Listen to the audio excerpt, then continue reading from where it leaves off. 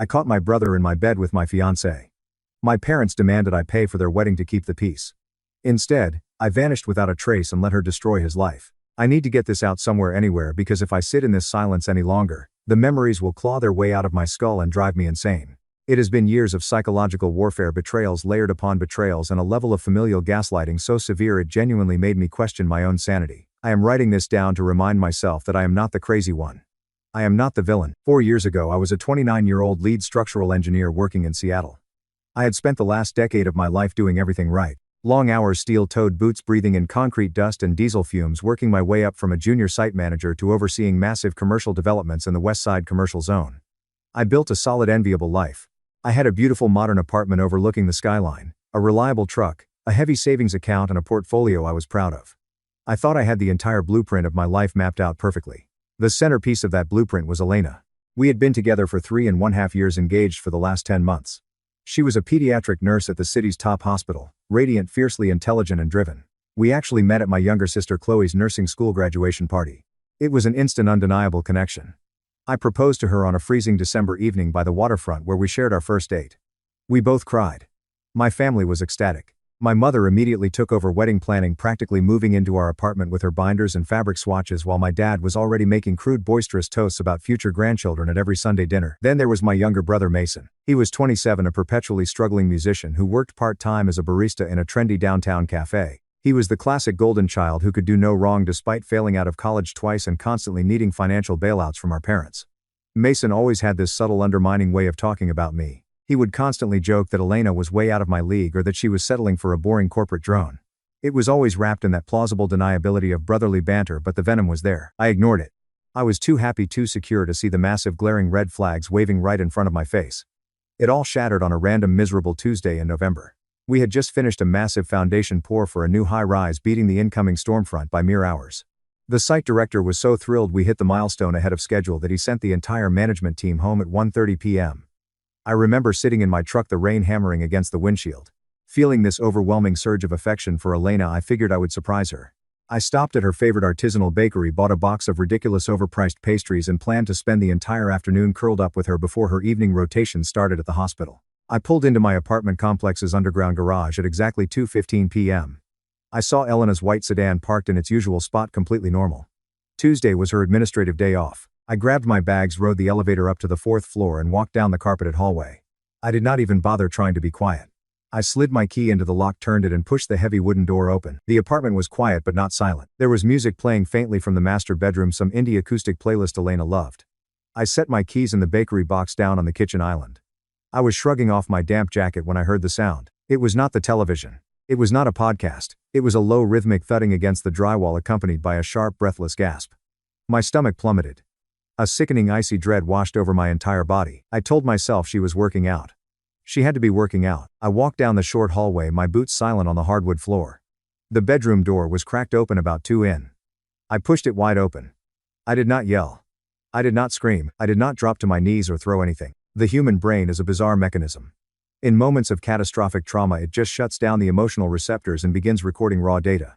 My brother Mason was in my bed, my custom-built king-sized bed. He was tangled in the expensive linen sheets I had bought for Elena's birthday.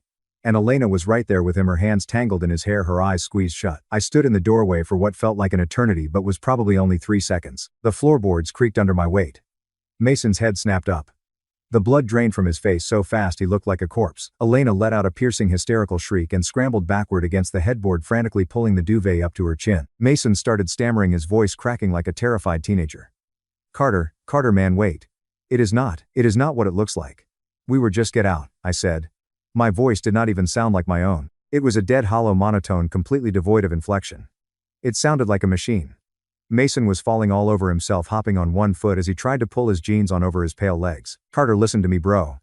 Please, it just happened. It was a mistake. We were just talking and you have exactly 5 minutes to get your clothes on and get out of my apartment, I said, my eyes locked dead on the wall behind them. If either of you are still inside this unit when the clock hits 2:25, I am calling the police and having you removed for trespassing.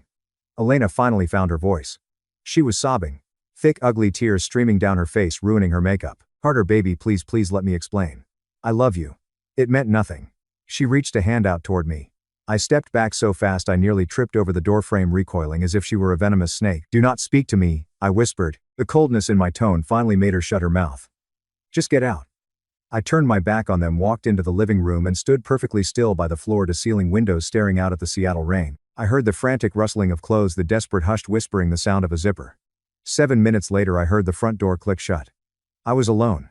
I did not break down. I did not smash the television or punch a hole in the drywall. I just walked over to the kitchen island, picked up the box of expensive pastries and dropped them into the trash can. Then I sat on my leather couch and stared at the blank TV screen for 4 straight hours. I felt like someone had hollowed out my chest cavity with a melon baller. At 6:30 p.m., I picked up my phone. I had 42 missed calls from Elena and 17 from Mason. I ignored all of them. I opened my text messages and sent one single line to Elena. "The engagement is permanently off. Do not ever contact me again. I will have your belongings boxed up and shipped to your parents' house."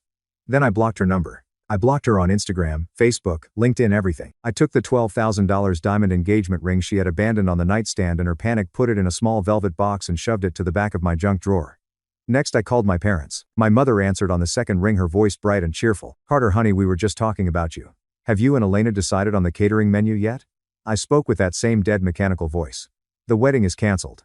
Elena and I are over. I came home from work early today and caught her in my bed with Mason." There was a horrifying, suffocating silence on the line. Then my mother gasped a sharp, ragged intake of breath and started sobbing hysterically.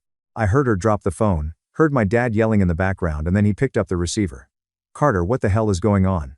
Your mother is having a panic attack." I repeated the facts coldly, clinically. "Mason was in my bed with my fiancée. I kicked them both out. The relationship is over." My dad's voice went dangerously hard. "Are you absolutely sure, Carter? This is a massive accusation. I saw them with my own 2 eyes. Dad, they were naked in my bed." "My God." My dad breathed heavily into the receiver. "That is unforgivable. That boy has crossed the line for the last time. I am going to tear him apart. I am so sorry, son. We love you. We are going to handle this." I hung up. I felt a tiny, pathetic shred of validation. At least my parents had my back. At least they saw the reality of the situation. I called my sister Chloe next. She was working a double shift at the clinic, but when I told her, she immediately clocked out, drove straight to my apartment and brought 2 large pizzas and a 6-pack of dark stout. She did not offer platitudes. She did not tell me that time heals all wounds. She just sat on the couch with me in silence, drinking beer and letting me exist in my shattered reality. For the first 2 weeks, the illusion of family support held strong. My dad supposedly drove to Mason's apartment and screamed at him so loudly, the neighbors threatened to call the cops. My mom sent me daily paragraphs of affection telling me how much they loved me, how Mason was a disgrace, and how they would support whatever I needed. I genuinely believed I was not alone. I believed blood meant loyalty. Then came the first crack in the foundation. It was mid-December. I had taken a few days off work to try and reset my brain. I decided to stop by my parents' house in the suburbs to drop off a heavy-duty power washer I had borrowed from my dad months prior. I did not call ahead. I just wanted to leave it in the garage and leave. I parked at the end of the driveway and hauled the machine up the concrete path. As I approached the side door of the garage, I heard my mother's voice drifting through the open kitchen window. She was on the phone. Her tone was not angry or disappointed. It was soft, coddling, and dripping with maternal sympathy. "I know, Mason, sweetheart. I know," she was cooing. "It has been so hard on you too. You have always struggled with your self-esteem, and Elena made you feel special. I am not saying it was right, but Carter has always had everything come so easily to him. He is so wrapped up in his career, he will bounce back. You are still my baby boy. We are going to work through this as a family. Just give it time." I froze. The handles of the power washer dug into my palms. I stood there paralyzed by the sheer, unadulterated betrayal radiating from that window. She was comforting him. She was comforting the man who had detonated my life, painting me as the emotionally distant workaholic who practically forced them together. The realization hit me with the force of a freight train. This was not over. My family was not on my side. They were just waiting for the dust to settle so they could sweep my trauma under the rug and protect their golden child. I quietly set the power washer down on the driveway, turned around, and drove back to my apartment. I did not confront her. There was absolutely no point. You cannot logic someone out of a delusion they choose to live in. 3 days later, the inevitable group text arrived. It was my mother inviting the whole family to our traditional Sunday dinner. I ignored it. 2 hours later, my phone rang. "Carter, honey, we really miss you," my mother said, her voice dripping with artificial sweetness. "Please come to dinner on Sunday. I am making your favorite roast. Is Mason going to be there?" I asked, my voice flat. There was a long, excruciating pause. "Carter, he is still your brother. We are still his parents. We cannot just cut him out of our lives and leave him on the streets. He is hurting too. You need to be the bigger person." "Watch me," I said, and hung up the phone. The next day my dad showed up at my construction site. He bypassed security and walked straight into my mobile office trailer, shutting the door behind him. He put on his reasonable businessman voice, the exact tone he used when negotiating with stubborn contractors. "Son, we need to talk," he said, taking off his hard hat. What Mason did was despicable. Nobody is denying that. But he is family. He made a terrible mistake. A mistake is forgetting to use your turn signal, Dad. I interrupted, not looking up from my blueprints. He did not accidentally trip and fall inside my fiancée. My dad sighed, rubbing the bridge of his nose. "Do not be crude, Carter. Look, nobody is asking you to hug him and be best friends tomorrow. But you are tearing your mother apart. You have always been the mature one. You are successful. You are stable. Mason is a mess. He has always been a mess. If we abandon him now, he will completely self-destruct. We need you to take the high road so this family can heal." I slowly set my pen down and looked him dead in the eyes. Why is it always my responsibility to absorb the damage? Why does he get to destroy my life and I have to be the one to fix the family dynamic? I am not taking the high road, Dad. I am burning the bridge. Get out of my office. He left, shaking his head like I was a petulant child throwing a tantrum. I completely withdrew. I stopped attending family events. I worked 70-hour weeks burying myself in architectural schematics and concrete stress tests. I came home, ate frozen chicken and rice, went to the gym until my muscles failed, and slept. I was a ghost haunting my own life. Then came Thanksgiving. I had explicitly told my family I was not coming. But my sister Chloe called me the night before, crying. She begged me to show up. She said she felt like she was losing her mind being the only sane person in that house, that she missed me desperately, and that if I just came for 1 hour to eat and leave, it would mean the world to her. Against every single one of my survival instincts, I caved. I arrived at my parents' house at 4:00 p.m. on Thanksgiving Day. The house smelled like roasted turkey and sage stuffing. The football game was blaring from the living room. For a split second it felt normal. I took off my boots in the foyer and walked into the dining room. Mason was sitting at the head of the table, and sitting right next to him, her hand resting intimately on his thigh, was Elena. The entire room went dead silent. Every single head turned to look at me. My mother was standing near the kitchen island holding a gravy boat, wearing this sickeningly hopeful, desperate smile, like she truly believed putting us all in the same room would magically force a reconciliation. Chloe looked horrified. She clearly had no idea Elena was going to be there. I did not blink. I did not say a single word. I simply turned on my heel, walked back to the foyer, picked up my boots and walked out the front door in my socks. Carter, please just sit down. Let us talk like adults." My dad bellowed from the porch as I walked down the driveway. I ignored him, threw my boots into the passenger seat of my truck and drove away. That was the turning point. I realized my family was not just passive in their betrayal. They were actively orchestrating my psychological torture to force their desired outcome. December arrived. I volunteered to work on Christmas Eve and Christmas Day, overseeing an emergency structural repair on a commercial parking garage. I told my family I was out of town on a project. It was a lie, but it kept my phone quiet until Christmas night. At 7:00 p.m., Chloe texted me again. "Carter, I know you are in the city. Please come over. Mom is having a full mental breakdown. Dad is screaming. I cannot handle this alone. Please, just for 20 minutes. I swear on my life. Mason is not here. His car is not in the driveway. Please help me." I stared at the screen. Chloe had been the only one to sit with me in the dark. She was the only one who had not demanded I forgive them. I sighed, grabbed my keys and drove through the snow to my parents' house. I pulled up. Chloe was right. Mason's beat-up Honda Civic was nowhere to be seen. I walked up the salted path and opened the front door. The house was decorated like a magazine cover. Garlands, twinkling lights, a massive 12-foot tree. I walked into the living room. My mother, my father, my aunt, my uncle and Chloe were all gathered around the fireplace, and sitting on the love seat holding hands and wearing matching ugly Christmas sweaters were Mason and Elena. They had parked her car down the street to trick me into coming inside. My mother rushed forward, her eyes brimming with calculated tears. "Oh, Carter, sweetheart. Thank God you are here. This is what Christmas is all about. Family, forgiveness and new beginnings." I looked at Chloe. She was weeping, shaking her head violently. "I did not know, Carter. I swear to God I did not know they were hiding in the basement." I looked at Mason, who was smirking slightly, entirely too comfortable. I looked at Elena, who had the audacity to give me a pathetic apologetic pout. And then I looked at my parents. "You ambushed me," I said, my voice dropping to a terrifyingly quiet register again. "Son, enough of this childish grudge." My dad stepped forward, puffing his chest out. "Mason and Elena are in love. They are moving in together. We are a family, and we are not going to let your bruised ego destroy our holidays. You are going to sit down. You are going to shake your brother's hand, and we are going to move forward." "No," I said, stepping backward toward the door. "I am leaving." My dad lunged forward and grabbed me by the shoulder, his grip incredibly tight, his face turning purple with rage. "You are not walking out that door, Carter. You will stop being so damn selfish. You are tearing your mother apart." My survival instincts, dormant for months, finally snapped. I did not even think. I just reacted. I shoved his hand off my shoulder with extreme force. He stumbled, caught his balance, and shoved me back hard right in the center of my chest. Before my conscious brain could process the command, my right fist snapped upward. I hit my father squarely in the jaw. The sound was like a wooden bat hitting a wet sack of flour. My dad's eyes rolled back and he collapsed backward into the coffee table, shattering the glass top into 1,000 pieces. Chaos erupted. My mother screamed at the top of her lungs. Chloe shrieked. Mason jumped up from the couch, his fists raised, yelling, "What the F, man?" I stood over my father, my knuckles throbbing, my breathing heavy. I looked at Mason, daring him to take a swing. He froze, his cowardice winning out. "Do not ever touch me again," I told my father, who was groaning and holding his bleeding face. I looked at my mother, who was sobbing hysterically on her knees. "You wanted to choose him? You got him. You are all dead to me." I walked out the door, got into my truck, and drove away. That night, sitting in my dark apartment, I made a clinical, ruthless decision. I could not survive in this city anymore. The poison was too deep.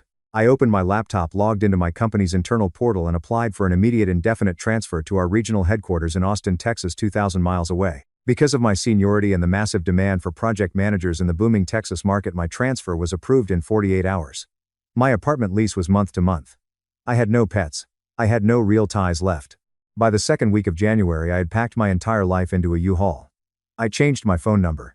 I deleted every single social media account I possessed. I did not leave a forwarding address. I did not say goodbye to anyone, not even Chloe. I vanished like a ghost in the night.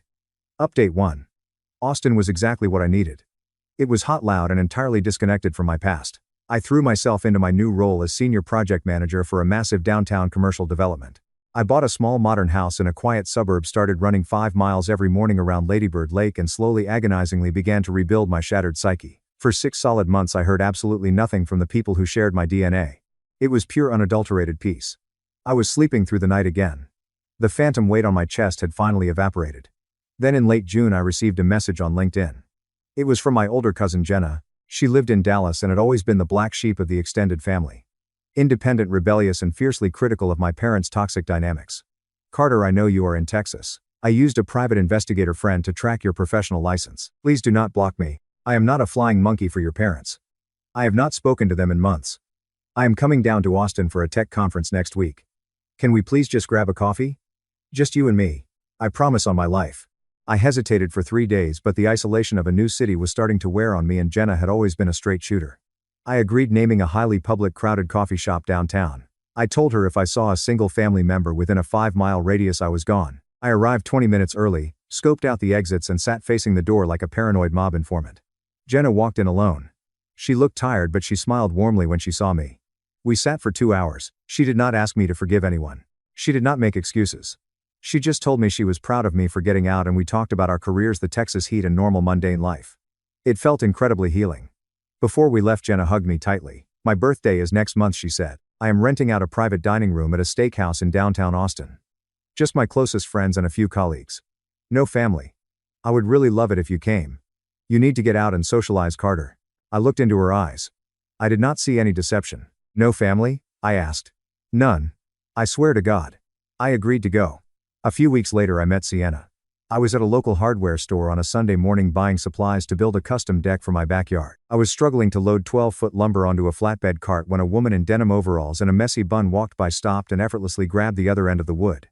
"You look like you are about to blow a gasket." She laughed, her green eyes sparkling. "I have built skyscrapers, but this cart is defying the laws of physics," I joked back. Her name was Sienna. She was a physical therapist who specialized in sports rehabilitation. We stood in the lumber aisle talking for 45 minutes. She was witty, grounded, and possessed this incredibly calm, steady energy. I asked her for coffee. She said yes. We started dating. It was slow, deliberate, and entirely devoid of the chaotic, anxious energy that had defined my relationship with Elena. Sienna did not play games. 3 weeks into dating, as we sat on my half-finished deck drinking beers, I told her everything. The cheating, the betrayal, the punch, the escape. I laid all my ugly, broken baggage out on the table and waited for her to run. Instead, she reached over, took my hand, and looked me dead in the eye. "You survived a nightmare. You protected yourself. I think you are incredibly brave." I realized in that exact moment that I was going to marry her. 2 months later, Jenna's birthday dinner arrived. Sienna helped me pick out a nice button-down shirt. "Have fun," she smiled, kissing my cheek. "If it gets weird, fake a stomach bug and come home." I drove downtown, parked, and walked into the upscale steakhouse. The hostess led me to the private dining room in the back. I pushed open the heavy oak doors, a polite smile on my face, ready to meet Jenna's friends. The breath was violently knocked out of my lungs. Sitting around the massive mahogany table, surrounded by birthday balloons, were my mother, my father, Chloe, Mason, and Elena. Jenna was standing at the head of the table, her face a mask of agonizing guilt. "I am so sorry, Carter," Jenna whispered, tears instantly spilling down her cheeks. "Your dad paid off my massive credit card debt. I was drowning. They promised they just wanted to talk to you. I am so sorry." The doors clicked shut behind me, locking automatically. My dad stood up wearing a perfectly tailored suit, looking like a mob boss holding court. My mother was already crying. Mason would not look at me, staring intensely at his water glass. Elena was wearing a diamond necklace, the exact necklace my grandmother had left to my mother to give to my future wife. "Sit down, son," my dad commanded, his voice echoing in the private room. "You have run far enough. It is time to end this ridiculous charade. You are coming back to the family." A cold, absolute rage settled over me. It was not the fiery, explosive anger of Christmas Eve. This was a glacial, terrifying calm. I was looking at a table full of strangers. "Open the doors," I said, my voice barely a whisper. "Carter, please." My mother wailed, reaching her hands out across the table. "Mason and Elena are getting married. We need you to be his best man. We want the family whole for the wedding." I slowly turned my head and looked at my mother. I looked at the delusion deeply embedded in her eyes. "You want me to be the best man at the wedding of the brother who slept with my fiancée in my bed? You have to let it go." My dad slammed his fist on the table, rattling the silverware. "You have a great job down here. You are making incredible money. Mason is struggling. The wedding is expensive. And as the older successful brother, it is your duty to help fund it. We have already tapped into the family trust for the deposit." The world seemed to stop spinning. The pieces clicked into place with horrifying clarity. "The family trust?" I asked quietly. "The trust fund you and Mom set up when we were kids, the one meant for our future children?" My dad had the audacity to look slightly uncomfortable. "Mason needed a win, Carter. He has been very depressed. We used the funds to pay for the venue and Elena's dress, but we need you to cover the catering and the honeymoon. It is the least you can do after you assaulted me and abandoned your mother." They did not just want me back, and now they wanted me to foot the rest of the bill. I started laughing. A dark, hollow, genuinely amused laugh that made everyone at the table flinch. I looked at Jenna, who was sobbing into her hands. I looked at Mason, who looked pathetic and small, and I looked at my parents. "You are all completely irredeemably insane," I said. I turned to the doors, unlocked them, and looked back over my shoulder one last time. "Have a beautiful wedding. I hope you choke on the cake." I walked out of the restaurant, ignoring my father screaming my name, drove straight to Sienna's house and collapsed into her arms. Update 2. The harassment escalated to a psychotic level after that night. A month after the ambush, the letters started arriving at my corporate office. My parents had somehow tracked down my exact workplace. Envelopes marked urgent personal began flooding the reception desk. When I ignored them, the emails started. They found my professional email address. I was getting 10 to 15 emails a day from burner accounts, ranging from my mother begging for my soul to my dad threatening to sue me for the medical bills from his broken jaw to Mason drunkenly demanding I send him a check. It culminated when a massive, gaudy wedding invitation was delivered via certified mail to my company's HR department, alongside a letter from my mother falsely claiming I was suffering from a severe mental breakdown and begging my employer to intervene. I was called into the HR director's office. I was humiliated. I had to sit in a glass room and explain to a corporate executive that my family was stalking me. Thankfully, my company took it incredibly seriously. The corporate legal team immediately drafted a severe cease and desist order and sent it to my parents, threatening them with massive civil litigation for workplace harassment and defamation. I did not stop there. With Sienna holding my hand, I went to the Travis County Courthouse and filed for a permanent restraining order against my mother, my father, and Mason. I submitted hundreds of pages of emails, texts, the HR reports, and police logs. The judge granted it without hesitation. The silence that followed was absolute. The legal barrier finally did what my words could not. 2 years passed. Beautiful, healing, extraordinary years. Sienna and I got married in a tiny private ceremony in the Texas Hill Country. No extended family, just her parents, a few friends, and a rescue golden retriever named Rusty, who served as our ring bearer. On a quiet Tuesday morning, Sienna came out of the bathroom holding a plastic stick with 2 solid pink lines.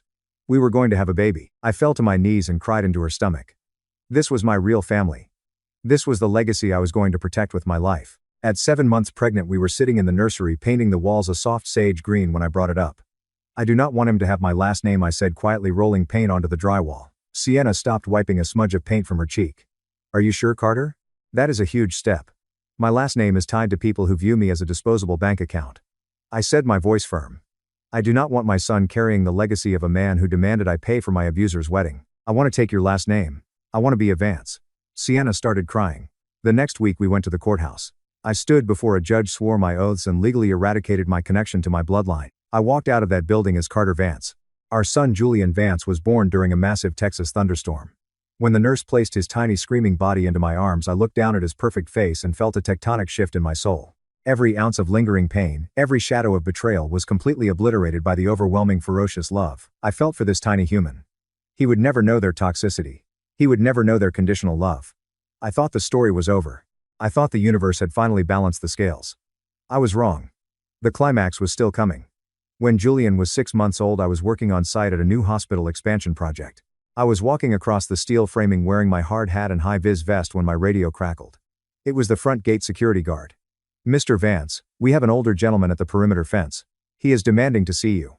Says his name is your father, but he does not know your new last name. He is causing a scene." My blood ran cold. The restraining order was still active, but they had clearly hired another private investigator. I told security to hold him there. I walked down the scaffolding, my heart pounding, ready to call the police and have him arrested. I reached the chain link fence. My father was standing on the other side. I almost did not recognize him. He looked like he had aged 20 years. His expensive suits were gone. He was wearing a rumpled, stained polo shirt. He had lost at least 40 pounds. His skin was sallow and his hands were shaking violently. He looked utterly destroyed. I stood 10 feet back from the fence, crossing my arms. "You are violating a court order. I have security dialing 911 right now. You have exactly 30 seconds to speak before you go to jail." My father gripped the chain link fence, tears instantly streaming down his hollowed cheeks. "Carter, please son, I am begging you. I have nothing left." I stared at him, feeling absolutely zero empathy. What happened to the Golden family, Dad? He choked on a sob, his chest heaving, and then the absolute mind-bending truth spilled out. "It is gone. Everything is gone," he wept, his voice cracking. Mason and Elena, they destroyed us." "Tell me," I demanded, a dark, vindictive curiosity taking over. "We paid for the wedding. We drained the trust fund, but Mason wanted to open a high-end cocktail bar downtown. He begged us. Elena said it was his dream. Your mother and we took out a second mortgage on the house. We co-signed a $150,000 small business loan for them. We gave them everything." He paused, gasping for air, looking at me with desperate, pleading eyes. "Elena was not just cheating on you, Carter. She was cheating on Mason too the entire time. She had been sleeping with a chief surgeon at her hospital since before she ever got into your bed. She only slept with Mason to sabotage her engagement to you because you were too observant and she wanted an easy way out. After the wedding, after the loan money cleared into their joint account, she transferred every single penny into an offshore account, filed for divorce, and fled the state with the doctor." I stood perfectly still. The sheer astronomical scale of the karma was almost hard to process. Mason is facing federal wire fraud charges because his name was on the LLC. My dad continued sobbing openly, now ignoring the construction workers staring at us. "His wife left him. He is drinking himself to death. Your mother had a complete nervous breakdown and is in a psychiatric facility. The bank foreclosed on our house last week. I am living in a weekly motel. Carter, please. You are the senior VP now. I saw your promotion on a trade website. You have money. You have a huge house. Please, son. We need a loan. Just to keep Mason out of prison, just to get Mom out of the facility. You are our only hope." I stared at the man who had raised me. The man who had demanded I swallow my trauma to protect the brother who betrayed me. The man who had ambushed me, assaulted me, and tried to bleed me dry. He did not come here to apologize. He came here to use me as an ATM. I felt a smile slowly spread across my face.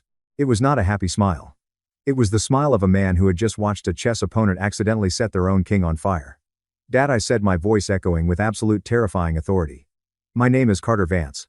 I do not have a brother. I do not have a mother. And I certainly do not have a father. Carter, please.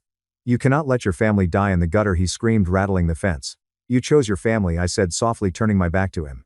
"And now you get to die with them." I walked away as the police sirens wailed in the distance, growing louder as they approached the construction site. I did not look back as they placed my father in handcuffs for violating the restraining order. I did not look back as they put him in the back of the cruiser. I went back to my office, finished my shift, and drove home to my beautiful wife and my perfect son. That was 2 years ago. I heard through the grapevine, a mutual friend from Seattle, that Mason took a plea deal and is currently serving 3 years in a minimum security facility for financial fraud. My parents officially divorced. My mother is living in subsidized housing. And my father is working as a greeter at a big box hardware store to pay off his crushing debt. Elena completely vanished, likely living a life of luxury with her stolen money and her surgeon boyfriend. Sometimes when I am sitting on my back porch in Texas watching Julian chase our dog through the sprinklers while Sienna laughs and drinks iced tea, I think about the alternate universe where I forgave them, where I stayed, where I let them drain my soul and my bank account to keep the peace. And then I smile, take a sip of my beer, and thank God for the day I walked out that. Thank you so much for watching until the end. If you really like our videos, please don't forget to like, share, and subscribe. Have a great day.